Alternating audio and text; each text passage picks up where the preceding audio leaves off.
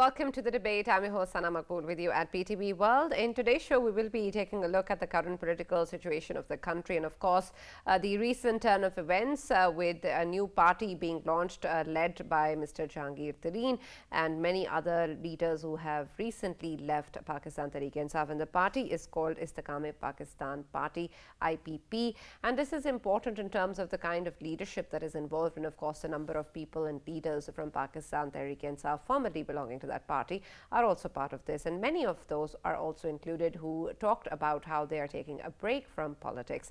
And of course, we've seen also within this party that there are people also coming in from the bloc, which was earlier declared as Democrats, with the leader Mr. Murad Ras also joining this particular bloc and supporting the former PTI leader, Mr. Jahangir Tareen, in this new endeavor. In a press conference which was done by Mr. Jahangir Tareen along with many of the PTI defectors, he talked about how this party is going to be important in terms of turning the situation around from the delicate turn that Pakistan is currently going through, something unfortunately that we've heard a lot in the history of the country. And then also in terms of what has been going on with regards to the issues between the establishment, the judiciary and the parliament and the people, saying that the party talks about a vision in which all of these are working in harmony with each other, and that there is hope for the people in terms of moving forward, and that they're going to bring in actual reforms, claiming also that the principles on which PTI was based were backed by all of these leaders who are now part of his party, and that unfortunately, because the objectives weren't achieved and the issues with regards to the incidents of May 9th are bringing forth the kind of dynamics that the leadership doesn't agree with, which is why the parting of ways has happened. And so the people who had formerly belonged to the PTI also believe in the same principles and will now take that forward under this new flag. We're going to be taking a look at what exactly is going to be impact of this dynamic on the current political relationship, especially also in the light of the brief meeting that was held between the PTI vice chairman and the current chairman. And it's important in terms of the kind of discussions that are being held around the aftermath of this meeting as to what was being discussed, with people hinting towards a discussion of putting various options in front of the former prime minister, including also stepping away from politics, taking a retreat, or even leaving the country for a while or going silent. And in the aftermath of that, of course, the PTI vice chairman will be leading the party and taking over, and perhaps also moving forward with election dates and the kind of negotiations that can take place with regards to the political and economic crises that Pakistan is going through.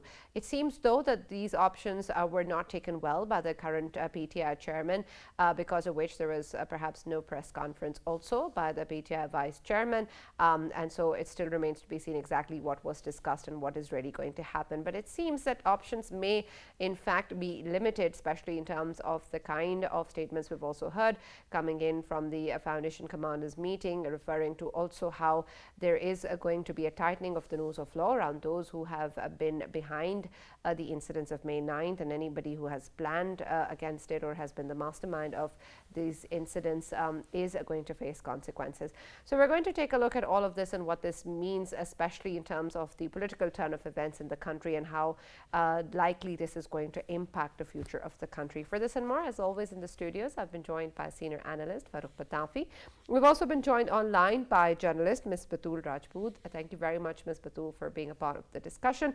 And I'll start with you, Batul, with reference to what is going on. Of course, there are a lot of areas that need to be explored in terms of the kind of promise they hold for the country. And of course, one of them is the new party that has just emerged, the IPP, under the leadership of Mr. Jahangir Tareen. And of course, we look at a lot of people involved in this party have been formerly belonging to Pakistan Tehreek-e-Insaf and been very close to the current PTI chairman as well. But now that this new bloc or new party has emerged forward, what do you think will be the direct impact of this emergence on the way that we're going to be seeing just the remaining bits of PTI evolving, including the current PTI chairman, and then also with reference to politics in general and the impact it will have on the upcoming elections? Thank you so much, Sana, for having me. See, this is not for the first time that we are seeing a party being put up together in few hours, and 100 plus people, they are joining Jahangir Tareen. They're only the electables and the leaders, primarily belonging to Pakistan Tehreek-e-Insaf, and in future we'll say how workers will react and how the ex PTI supporters, probably because I'm calling them ex because right now they're quiet on social media. We'll see that how they're going to react regarding this political party. But this is not the first time. In 1950s, we saw a Republican Party. Then in probably early 60s, we saw this Muslim League Conventional, then IJI, then Muslim League Q, and several forward blocks and several groups who the rebellious people who wanted to get out of their typical undemocratic intra-party issues. So we have seen a lot of frequently made and broken political groups. But the point is that whether this group will be able to influence the voters of Pakistan Tehreek-e-Insaf, I think it will take a lot of time because there's a huge chunk of Pakistan middle class has been influenced by the very aggressive political style of Pakistan Tehreek-e-Insaf chairman, and I think they're not right now. They're not able to digest or absorb any other political process which the establishment or the government is trying to bring in. So I think on social media or on TV, it's looking very attractive. That see, there's now a new political party. Even the government minister Tatar, he was saying that it's very encouraging that Fawad Chaudhry is joining another party because he wanted to show the patriotic side of him by not being able to working with Pakistan Tehreek-e-Insaf. But I think it is not like that. It is not the way the politicians have been translating the whole situation on TV. It is very, very discouraging. I hope you have seen the faces of ex PTI ministers on social media and on TV. You can read out their body language. They're not happy. It is very understandable that whatever they are doing, they're doing it out of a situation.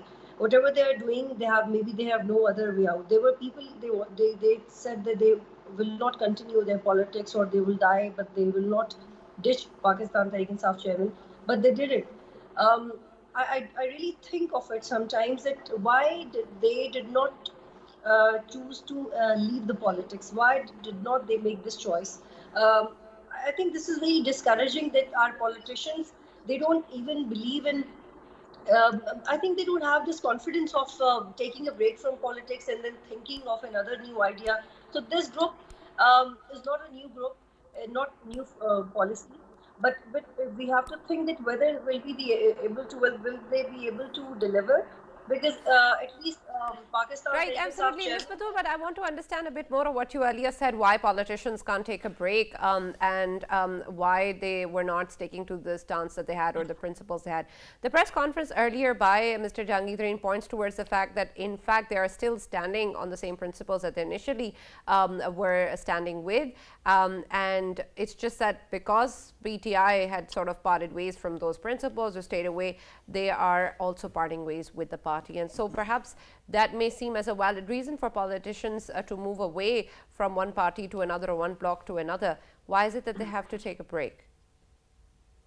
They must take a break to understand that how to work on reforms, that how to work on like electoral process. If we consider this press conference and when we see that this group of people, they're standing together and they're showing their sincerity and loyalty to the state, which is very much understandable, which is good. But the question is what they have done for the institutions, what they have done for democracy, what they have done for economy, what they prepared at that time when they were in Pakistan Tehreek-e-Insaf, what they did particularly for their constituencies. So this is the question I do have in my mind. Just Right, and, by and that's standing in front of that's cameras absolutely and showing. valid. Yes, and we'll talk more about that. I'll just come back to you also, Ms. Batul, as to what, of course, is going to be the expectation from these leaders as well. But Farooq, I want to also understand that what Ms. Batul was also referring to were perhaps previous parties that have emerged and haven't really gained ground. This particular party, of course, is being led by somebody who was important in Pakistan Tehreek-e-Insaf at one point, and then many others who have recently also parted ways with it. Do you think that the kind of names that we're hearing, and especially in terms of who's leading the party, it can possibly enjoy support, which is going to be more than just a name that will eventually be forgotten, and that can be at par with PTI or other parties eventually, perhaps maybe not this year, but in the coming years and in politics in general? Right, Sana. This is a fascinating question. What I'm going to say now in answer is not in response to Batul. Of course, she is entitled to her own views. But throughout the day, I've been watching television channels and I've listened to Pakistani punditry. So I'm going to actually present a broader rebuttal of whatever was being said on television. Pakistani punditry is one of the unique birds that you find only in Pakistan, that they base everything entirely on the lack of data. Remember that Pakistani voters are very temperamental, and it is never easy to predict which way they are going to vote in coming days or whether they are going to vote at all. Just to remind you that on April 9 to the 2022, when PTI actually was pushed out of power, at that time it was thought that it is one of the most unpopular parties because of their economic performance, because of umpteen other things. But because of their narrative, they somehow resonated with people and they got very good support. But in the end, there are two ways to actually judge any party's popularity. One is elections or by-elections. We saw a couple of by-elections. For example, thanks to Supreme Court of Pakistan's misinterpretation of law, or at least creation of law, we saw 20 MPAs being elected from Punjab as a by-poll. And then we also saw that MNAs were, a limited number of MNAs seats were also vacated and elections took place. There, PTI was very successful. At least in Punjab, at least 10 of the 20 seats they managed to score. And in the other, PTI's chairman was actually standing from most of the constituencies, and he managed to get a fairly decent result as well.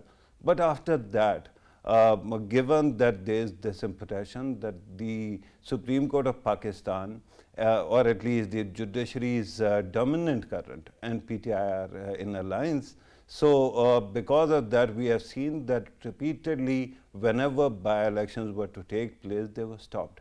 So, and second possibility, apart from elections, is any kind of polls that are conducted, right, opinion polls. We haven't seen any independent opinion poll analyzing which leader is more popular right now. So I wouldn't actually base popularity or unpopularity of any party on lack of data. Then remember that May 9th was a big watershed moment, and it seems to have changed a lot of things. Perception of people, especially Punjab, where this counts the most, people usually don't go against the establishment or the state of Pakistan. So if a party has actually attacked the state, do you think that people are going to vote for it? It is still to be seen. With having said that, remember that creation of Istehkam-e Pakistan Party, actually abbreviation is IPP, which was hitherto known as, so far known as Independent Power Producers, and there might be a pun involved somewhere around here. But this party's creation is a logical, reaction of what happened on May 9th and 10th, not May 9th, April 9th of the previous year, when PTI started balkanizing, and there was a forward bloc that still occupies the opposition chairs in the Parliament of Pakistan. So that forward bloc, eventually when one party actually starts collapsing, the members go and join the other. That is there. With PTI leaders, the biggest difficulty was how can they join People's Party or PMLN when they have spent past 1 year bad-mouthing them, right? So perhaps this is the logical way to actually find solace. But amazingly, Pakistani media seems to be implying something today. They kept on taking the mickey out of Fawad Chaudhry. because he was very supportive of the party, the previous party. But they had no problem with Firdaus Ashikawan, who actually stayed with the party even less and who actually was celebrating the demise of the party. So with that kind of a situation, I think Pakistan media keeps on proving that it is also, especially the leading media houses, are also part of the problem, not the solution. Right. Ms. Batul, the earlier discussion, of course, was also towards the ability for these politicians and leaders to actually deliver and how they're performing in their constituencies, and something which has been said by Mr. Jahangir Tareen as also being the way forward as an indicator of who gets to join the party. But in terms of what we're hearing and what we have been seeing with the different party leaders that have been in their past, do you think that when we talk about, especially the followers of the PTI, as you were mentioning, that it will be enough to convince the people in those particular constituencies from where certain leaders belong, that they will be loyal to the particular leadership of that constituency? Because a lot of what was part of the PTI's followers was based on an individual that, of course, is now away from this party. See, this is very. This will be very fascinating to observe that how PTI workers or PTI voters will be reacting to this particular party or political changes in Pakistan's political scenario. But let me remind you one thing, that when in 2013 or in till 2018, the vote bank of Pakistan People's Party and PMLN got affected by the voters of Pakistan Tehreek-e-Insaf because of their performance. Because the voters of PTI and PMLN, they were performance-oriented voters. They wanted performance. They were not very into PMLN and not very much into Pakistan People's Party. We saw a quite emotionalism in interior Sindh, but overall they were very practical, business-oriented and worker-class voters. So when those voters, they got the choice of Pakistan Tehreek-e-Insaf in the face of Imran Khan, and they saw an opportunity, and it has been an enigma in Pakistan that Pakistan's middle class since 1950s until now, they have been waiting for an opportunity regarding economy. If we talk about Jalziaul eras, and if we talk about Musharraf's eras, if we talk about enlightened moderation, if we talk about Riyasat-e-Madina, these all steps are directly or indirectly, they were made to convince Pakistani middle class to vote for these particular individuals. And they did, unfortunately, and we saw what happened. Nothing happened. So I believe that it will not be very easy to convince the voter of Pakistan Tehreek-e-Insaf, primarily because it has a lot of individualism because of Imran Khan. I know we're not allowed to say the name, but I cannot complete my sentence, this particular sentence, without mentioning his name. So this PTI is very much individual. It has been a very much individual oriented thing. And the voter of and with the passage of time, the voter of Pakistan Tehreek-e-Insaf, it had become those kind of groups, and those were not they were not even ready to hear anything bad about their leader. Probably they were brainwashed indirectly, but they were, unfortunately, it's true. If you talk to them, they are not even willing to listen to even a single negative sentence about PTI chairman, which is quite alarming. It shows an undemocratic behavior within. It shows an undemocratic behavior within the party and within the individuals. So I think when you have become this much orthodox, when you have become this much hard, when you are not willing to change, and when you are not willing to listen, I don't think so that this IPP party or any Istehkam party or any other party will be able to damage the vote bank. Maybe they will turn out as less voters. Maybe they don't want to vote go to any other party. So I think PTI voters will be reacting in a very much surprising way. Let's see how do they react. But I don't think so that nobody is going to convince them so easily just by making a party within 2 days and just by putting together on camera, and there are 100 people, there are 2-3 billionaires sitting together and talking to cameras. It looks very easy on screen, but I don't think so that it will be very much easy on the ground. But the way the elections has been, they have been conducted in our country since 1971, particularly, anything can happen. But I do agree with. I really want to talk about what Patafi Saab said, that the creation of the party is very much logical. We do understand that whatever happened on 9th May, nobody supports it, nobody wants it. um, it sounds very cliche, but it's true. It sounds very cliche what I'm going to say, but it is true that if you heard, I don't know, maybe Napoleon said or somebody else, there is this statement that if you hurt or try to damage some country's army, it is the biggest damage a country can have. It means like that. So I totally believe in that. But at the same time, I do believe in institutionalization. I do believe in political institutionalization. I do believe in theory of functionalism. I do believe that there should be a political process. I do believe that there should be freedom of expression. I do believe in social theories.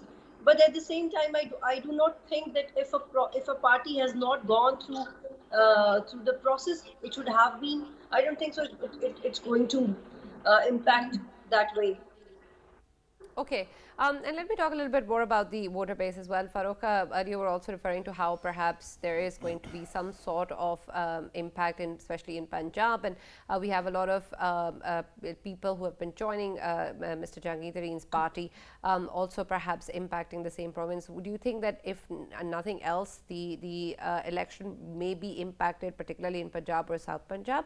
And also add to that, what impact will there be in terms of the issue of Mr. Jahangir Tareen participating more actively in politics, especially in terms of his disqualification earlier, whether that can possibly change, or moving forward even without that, as was being discussed in some reports, that if he emerges just as the Qaid of the party, he can actually just perhaps lead whatever party there is and not really hold public office. Can that be possible? Great, Sana. You have once again instinctively put your finger on the nub of the gist of the problem. Remember that in Pakistan, whenever elections take place, usually people want to know who is the prime ministerial candidate, right? For example, in 2008, even though Mohtarma had been assassinated and there was a lot of sympathy vote, but since the party did not have a clear nominee for the prime minister, they got into power, but they didn't get the kind of sweeping result that was possible. In 2013, PML and voter knew that Mian Nawaz Sharif is going to be the PM, so it was very clear and people voted for that party. In 2018, although we keep on talking about this factor, that factor, because PMLN was also, kind of pulverized and its leader was behind bars, at that time it was easy for people to go for somebody who was clear in sight, and that was the former, the chairman of PTI, former prime minister, right? Now the problem with this party is that it has to have a prime ministerial candidate.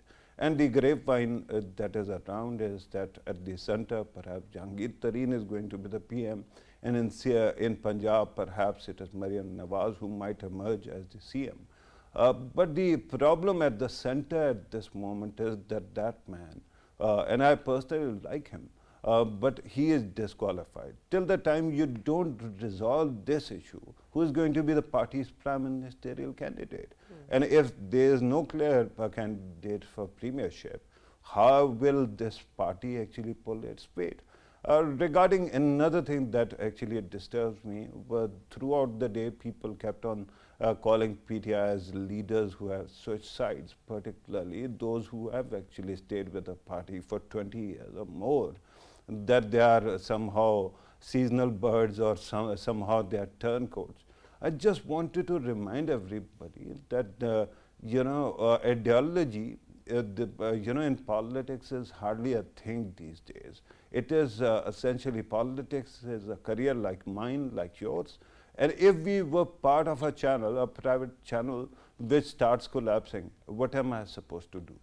Am I supposed to go down with the sinking ship? Especially because PTI has a great, very interesting evolution, that it has essentially presented itself as everything that is not PMLN or People's Party, A. B, it is also right-wing party center or their right-wing party. 3, also pro-establishment party. So when the two of its beloveds fight, most of the people are going to flee and they are going to go elsewhere.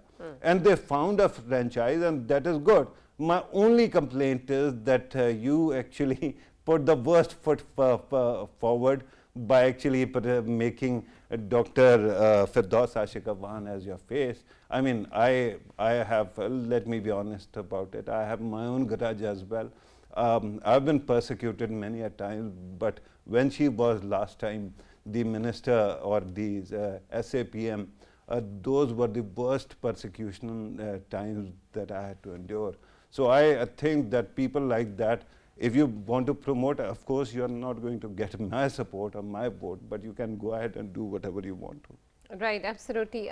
Ms. Batul, there's also, of course, the way forward for the remaining bits of Pakistan Tehreek-e-Insaf, and we still have a big name attached to the party, which includes the PTI vice chairman. And upon his release, there was a lot of expectation about whether or not we're going to be hearing him emerge as the leadership at the moment, and with the current PTI chairman taking a backseat. It seems that perhaps certain options of the kind were in fact communicated by the PTI vice chairman to the chairman, but according to reports, it seems that it wasn't taken well. But even if we don't know what exactly was discussed between the meeting, what do you think can possibly be the options remaining for the current PTI chairman, and what, as a leader of a political party, should a leader be doing in these circumstances to be able to make sure that the party in fact does survive? He has nominated the PTI vice chairman as his successor. So what else can be there as something that may be a consideration of not really stepping back?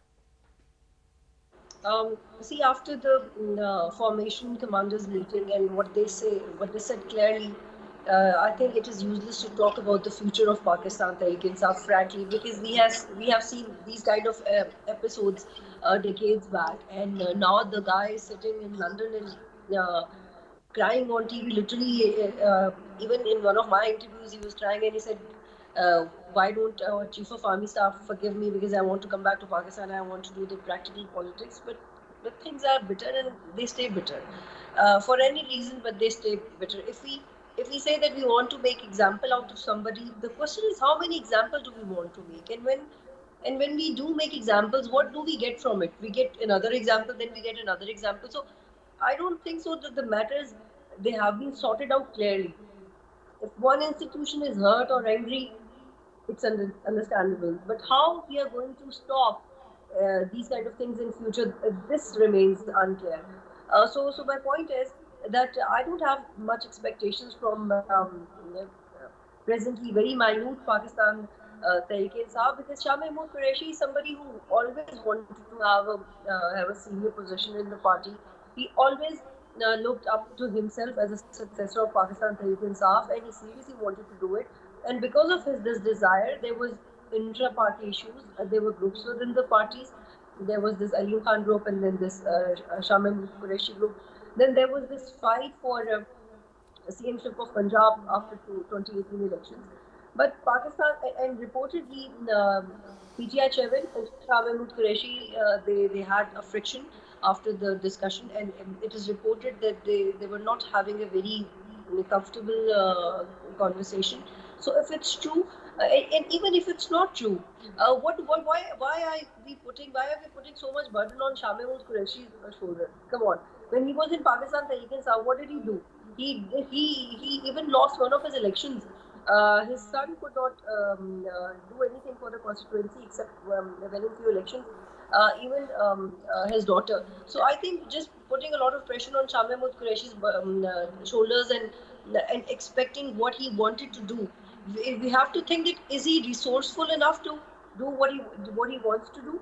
And I think if he wants to keep his name with Pakistan Tehreek-e-Insaf, and if he sees himself as a successful successor of the PTI chairman, he has to have dialogues with the government, and he has to have dialogue with the establishment, because it was the PTI chairman's biggest mistake that he was not ready to talk to politicians. All right, and it was, I I'll think talk it more was his about Shamim biggest Qureshi, flaw. but I think if Ms. Shamim Batul want Qureshi to, convinces him, right. I just want a clarification with regards to what you said earlier regarding how an institution is perhaps hurt or affected, and maybe setting an example. But in terms of what has happened, especially on May 9th, don't you think this is perhaps more than just a reaction to being hurt, and the fact that there needs to be certain consequences of certain actions, and there already are in place in terms of what actually happens? There is, yes, of course, what exactly. you You're said, the impact absolutely of right. the statement from Yes, the formation exactly. commanders meeting, and I understand that. But Yes. do you think that this is something that is important just in terms of consequence, not just in terms of setting examples? And secondly, how do you think that the planner or a mastermind, and if we have the investigation complete, points towards with evidence that there was in fact an entire plan to carry out these incidents, should actually be treated? What needs to be the consequence of that? Sana, whatever you said is absolutely right, but I think this is just the one side of the story. Whatever Okay. happened was bad. Nobody wanted to see that on TV. It should have never happened, and it should never happen again. But we have to find the root cause of that radicalized mindset. We have to find that what encouraged those TikTokers, those YouTubers, those young guys. This is very discouraging for me as a journalist, that any 18-year-old or 17-year-old, he wanted to actually stand in front of GHQ and attack. Come on, why are you breaking into this Corps commander's house? Why are you going into the cantonments and breaking their properties? What is pushing you? So we do understand that it was all the encouragement and the lectures from PTI chairman, but there were few forces behind Pakistan Tehreek-e-Insaf chairman too. I really want our establishment and the government to address those forces too, and stop those forces to play with the mindsets of people. So what is my argument is that I want forces to play with the mindsets of people, and whatever Right. happened on 9th May, it is the reaction of that games that our leaders and the backdoor forces, they have been playing with the minds of the people, and this is discouraging. And if you want to punish, please you punish everyone who's responsible. The responsible ones that we can see, and those who are hiding. So I think we should punish everyone involved. Absolutely, and we'll talk more about this as well, and in terms of the way that the establishment may have been perceived, and regarding the mindset as well. But let me also once again talk about Mr. Shamim Qureshi. And earlier, Farooq, Ms. Batul was talking about how perhaps there's a lot of pressure, a lot of burden on his shoulders. Do you think that that's for a man of his stature, for somebody who's been in politics for so long and is now carrying an important position in the party as well, that he in fact will not be able to carry forward the party if he does so, and that the kind of expectation that may be there in terms of him being able to negotiate with both perhaps the establishment and the political leadership is not something that can actually possibly be done or saved by Mr. Shah Mahmood Qureshi? Right, Sana, very interesting aspects to his politics and what exactly is going on within PTR right now, because clearly there are certain people who haven't left the party, right? Shah Mahmood Qureshi is one of them, and Batul Sahiba was right in pointing out that there is an animus between Jahangir Tareen and Shah Mahmood Qureshi, and because Shah Mahmood Qureshi before joining PTI was in People's Party, and he left the party. So there is animus with those parties as well. He cannot go back and join any of those, right? So he is, consigned to actually stay with PTI. So you think he will never join hands with Mr. Jahangir Tareen? He cannot. I don't think. When he lost the elections in 2018 in Punjab, as Punjab MP, he blamed Jahangir Tareen, right? And this is one of the historical, examples of animosity that has been there. So I don't think it is that easy. Similar kind of another very interesting aspect is Parvez Elahi's politics, because we know that Parvez Elahi is also being dragged around by his son, Monis Elahi. And there seems to be a competition going on between Monis Elahi and Hamad Azhar. Hamad Azhar is the son of the former governor Punjab, Mia Mohammad Azhar. And if you remember, when PMLQ was first created, it was Mia Azhar's party. He was the head of the party. But surprise, surprise, in 2002, while the party succeeded, he lost. And all of a sudden, House of Elahis, or Chaudhry's actually got the mantle or leadership of that party. So there seems to be this animals has transferred to the next generation, and now both are fighting it out. Who stays there more firmly so that they can actually inherit the party. But clearly Imran Khan Sahab is the party's leader is in no mood to let go of the party. Remember, in order for Shah Mahmood Qureshi to take over, the old owner of franchise will have to forego the franchise, right? That doesn't seem to be happening. That gentleman has actually nominated somebody who is already missing in action, and that is Murad Saeed. So with that kind of a situation, I don't think that that party has huge runway before them. It might actually bounce back after ages, but for 3-4 years, I don't see their politics going that far. Regarding the IPP or Istehkam-e-Pakistan party, which literally means stability of Pakistan party, that party is interesting. But again, remember that we are judging those people who joined. For example, I've spent most of my time fighting it out with people like Imran Ismail and Ali Zaidi, because they were very ferocious supporters of PTI, especially in 2014 when we were clearly on the different sides of the divide. But I have this grudging respect for them, that they have been standing with their party, and they must have actually left the party with a heavy heart. So I'm not going to call them some kind of fasli batere that they just change their position very easily. I think that the kind of the thing that happened on May 9th, once again, it is not one institution, Sana, that is hurt. I think everybody should be, because the the nature of the attack. I mean, whatever you say about the military leadership of that time or now, Colonel Sher Khan's statue had done no harm to anybody. Even when Indians were fighting him and the man got martyred, the opposite side of the opposite commander actually wrote a slip and said that this man actually deserves a decoration. When you have such heroes and our own people are attacking his statue, his memory, this is the kind of state when you have to get angry, because even at this moment, Sana, I'm not the typical pro-establishment guy who would actually keep on creating justifications for army's involvement in politics. My humble submission is that you have been asking them to sacrifice their lives, especially in past 20 years, in the war and terror. They are still sacrificing their lives.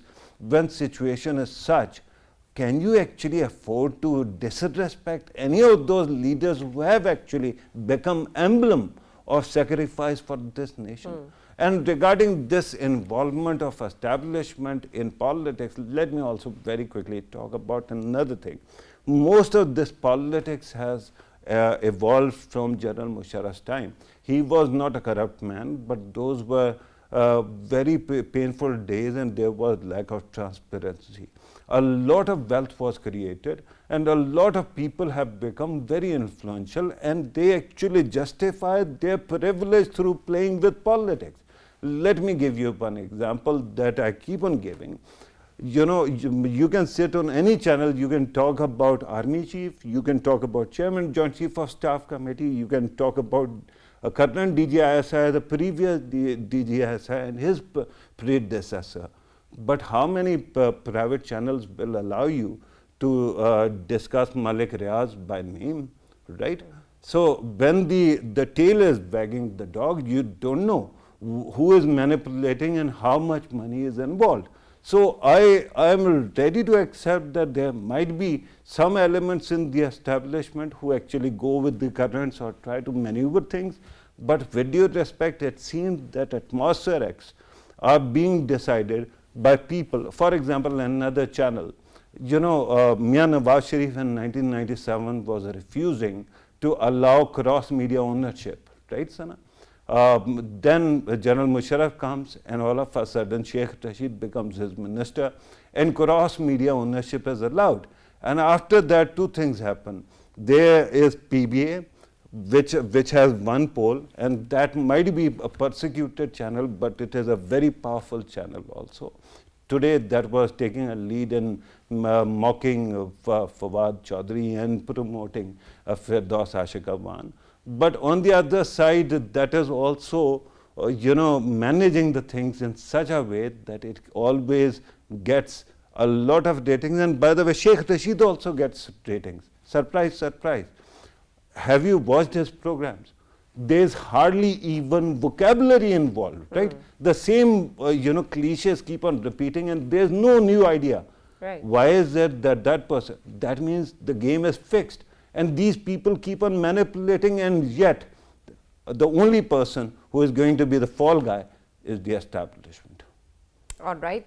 Ms. Batul, earlier you were talking about exactly this and the way that the impact is, of course, being taken on by institutions. And it's important, especially in terms of the general perception and the way that people, of course, are going to be looking at the military leadership. And unfortunately, we've seen in the past year or so, there has been a lot of such rhetoric coming in, specifically from the former Prime Minister and the PTI chairman. And because of that, also, you can, of course, link the kind of issues that have happened on May 9th and even perhaps previous incidents, or the way that people may be perceiving the establishment in the light of course, what we have seen happen. Because of such scenarios and the way that this has now sort of infiltrated within the PTI workers and perhaps others as well, what do you think can possibly be done in order to counter it? Because there is one aspect, of course, in terms of the consequence of putting responsibility on those who have committed the acts of violence of May 9th. But there are so many others who are questioning credibilities of institutions as well. How do we make sure that we bring that back, and that the importance and the value that the military holds and the sacrifices they've done for the country hold is something that is still resonated with the nation? See, in our law, there is a complete space for civilians being tried under military law. There is a complete space, and particularly that space was given after APS attack, and after that, the extension on those laws is still pending. But there is a clear space in Pakistan Army Act 1952 that civilians can be tried. But the question is that. In Pakistan Tehreek-e-Insaf's tenure, there were at least two civilian cases, and they were not presented before magistrate, and they were not given the opportunity of any regular civilian that he could have in army court. For the reasons were unknown, but this shows that it is very difficult to expect that there would be transparency for any reason, because the prosecution is from one particular institution, and the other side is from one particular institution. So it is not natural to expect that things will be fair and open. But it is understandable. But I think in this scenario, whatever happened on 9th May, we have to have few examples. But I hope that the transparency will be maintained, and how it is maintained, let's see. This is very unfortunate, but when we see that there is no trust on judicial system, and that we see that there is a trust deficit, and there are few examples in the past that the very dangerous terrorists, when we had this pressure from international community that they should be executed, but the few courts of Pakistan, they could not do it, and it's a long debate that why they did not do it. And after that, there's a huge trust deficit between the establishment and the courts, that why they're not hanging few people if they should be hanged. So I think the military courts, they are there. And Khwaja Asif say is that there will not be new military courts, but let's see how they work. But we need examples. See, but the point is, I'm not very happy about the fact that there is a new party. why are we being happy about this fact that there is a new party? What the a new party is going to do? What is their homework? What is their homework? When Jahangir Tareen was disqualified, probably in 2019 or before. So there's a Fahad Hussain. He wrote a very interesting article on him that he was the person who was seeing operations of Pakistan Tehreek-e-Insaf. He was the person who was injecting money in Pakistan Tehreek-e-Insaf. But he was disqualified because of balancing it. Because at that particular time, establishment did not want to sacrifice Pakistan Tehreek-e-Insaf chairman. So in one of my interviews, ex-Speaker Punjab Assembly Saptain Khan, he said that we knew that this was balancing act and whatever happened with Jahangir, then he was not expected at all. But now we see that after a few years, he's back on the spot, he's doing his work, he's got the money, he's powerful. But if we see the professional career of Jahangir, then it's very impressive, frankly. He came from middle class, he worked really hard, he was very professional, he was very disciplined. Then he got involved in politics. He was in PMLQ. Then he was in pre-99 era in bureaucracy. He probably worked with Shehbaz Sharif too. Then he became close aide of Pakistan Tehreek-e-Insaf chairman. But what eventually happened with him was not in his hands, and he didn't even know that what is going to happen with him. With all of this struggle, and now he's again here just because people need him. So we need to. I'm worried about this. That whenever we need somebody, he's here. But whenever we don't need somebody, he's out. So this is not the way we run a system. So this is All not the right. way we run a country. Yes. All right, absolutely. Farooq Indian, I want to reiterate with reference to, of course, the meeting between PTI chairman and PTI vice chairman. We don't know, of course, what was discussed, but whatever the reports may be suggesting are talking about the limited options. But in any possibility, do you see that the current PTI chairman may actually opt to step back or retreat from politics for the time being, at least? We've seen in the past, or the way that he has conducted himself, that he perhaps is going to stick to whatever he has decided, irrespective of whether or not it's good for him or the party. Do you think that perhaps now there will be a different way of thinking moving forward? No, I don't think so, Sana. Before coming to this program, I made an effort to go out and actually listen to his yesterday's speech.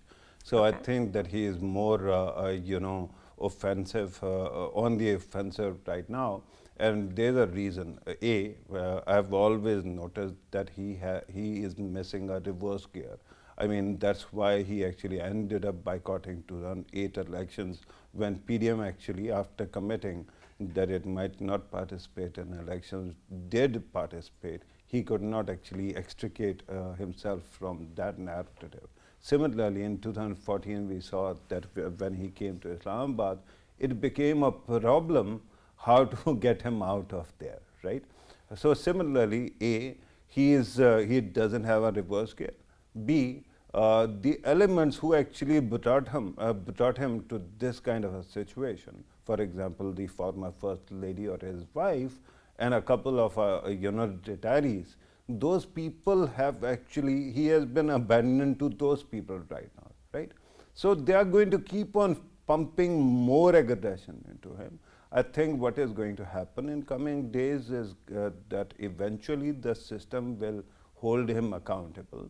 After that, there will be a punishment. But when the punishment comes, usually people start seeing other options. So one of those might be an exile, or then, of course, remember that yesterday there was an FIR which was registered in his name, accusing him. A lawyer died or was killed in Quetta, and his son actually nominated Imran Khan. So I think that for the party chairman, it is going to be quite difficult situation.